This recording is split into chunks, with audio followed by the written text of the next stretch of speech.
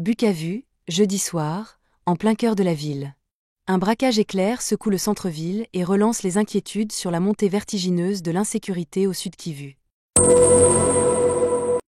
Il est 19h30, lorsque 4 hommes en tenue civile s'introduisent dans le supermarché Charcom, situé à quelques mètres du feu rouge sur le boulevard Emery Patrice Lumumba.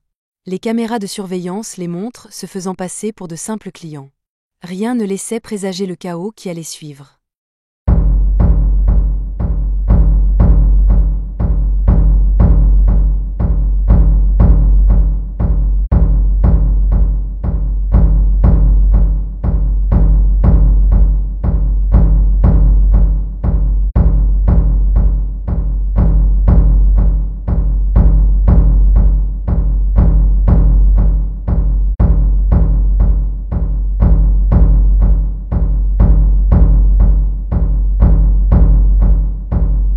Dans un profond désespoir, le propriétaire assiste impuissant à la scène.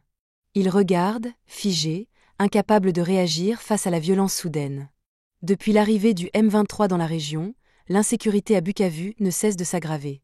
Chaque jour, des actes de violence, des tueries, des braquages. La population vit dans la peur, et ce que nous voyons ici ressemble à une scène tout droit sortie d'un film hollywoodien. Sauf que cette fois, c'est bien réel. Soudain, 2 d'entre eux dégainent des armes à feu et les pointent sur les gérants ainsi que le propriétaire du commerce. En quelques secondes, la situation bascule. Sous la menace, les malfaiteurs dérobent de l'argent liquide, des téléphones portables et plusieurs ordinateurs.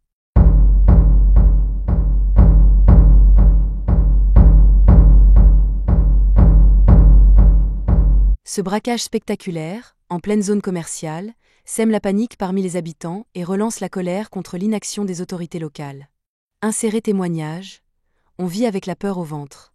Même en plein centre-ville, on n'est plus en sécurité. Ce n'est pas un cas isolé. Mercredi 30 avril, des bandits armés ont également semé la terreur à Miti, dans le territoire de Bukavu. Des maisons commerciales et des habitations ont été ciblées, dans une opération qui a duré plusieurs heures.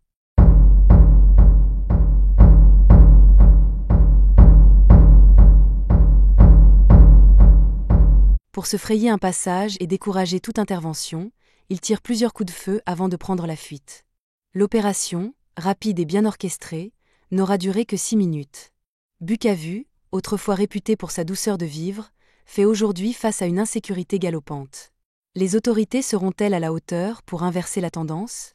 Pendant ce temps, les habitants restent livrés à eux-mêmes, dans l'attente d'un signal fort de l'État.